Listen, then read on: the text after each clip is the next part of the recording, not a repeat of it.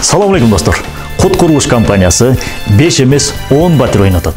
Ооба, жаңылыш уккан жоксуз. 10 батир ойнотот. Бул 10 батирдин 5-өсү социалдык тармактан катышуучулар үчүн ойнотулса, ал эми 5-өө муктаж болгон үй-бүлөлөр үчүн ойнотулмакчы. Бул муктаж болгон үй-бүлөлөрдүн тизмесин биз мамлекеттик каттоодон же болбосо өзүбүздүн Instagram баракчабыздан алабыз. Бул 10 батирдин баары бир күндө ойнотулат. Финалга жалпы 33 адам өтөт. Финалисттерди тандап алуу боюнча кененирээк маалымат Instagram баракчабызга чыгат. Конкурстун экинчи туру финалисттердин арасында чүчү кулактын негизинде өткөзүлөт. Конкурс ар бир социалдык тармак үчүн башка-башка өткөзүлөт. А шарттар болсо мурдагыдай эле өтө жөнөкөй.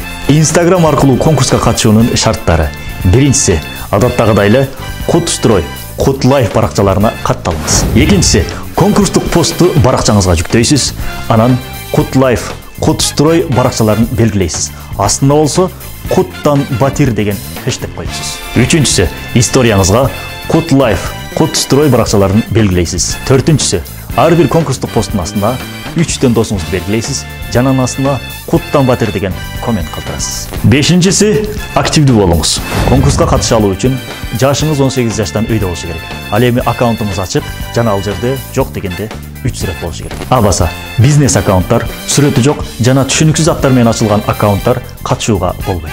Facebook үчүн конкурска катышуунун шарттары: биринчиси, биздин Facebook баракчабызга жазылыңыз.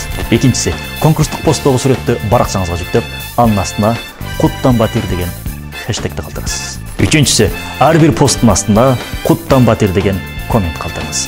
Төртүнчүсү, албетте, активдүү болуңуз. Бирок жашыңыз 18 жаштан өйдө болушу керек, баракчаңызда жок дегенде 3 сүрөт болушу керек. YouTube баракчасы аркылуу конкурска катышуунун шарттары: биринчиси, биздин YouTube баракчабызга жазылыңыз. Экинчиси, ар бир конкурстук посттун астына Кодтан батир деген коммент калтырасыз, жана анын жанына номуруңузду сөзсүз жазышыңыз керек.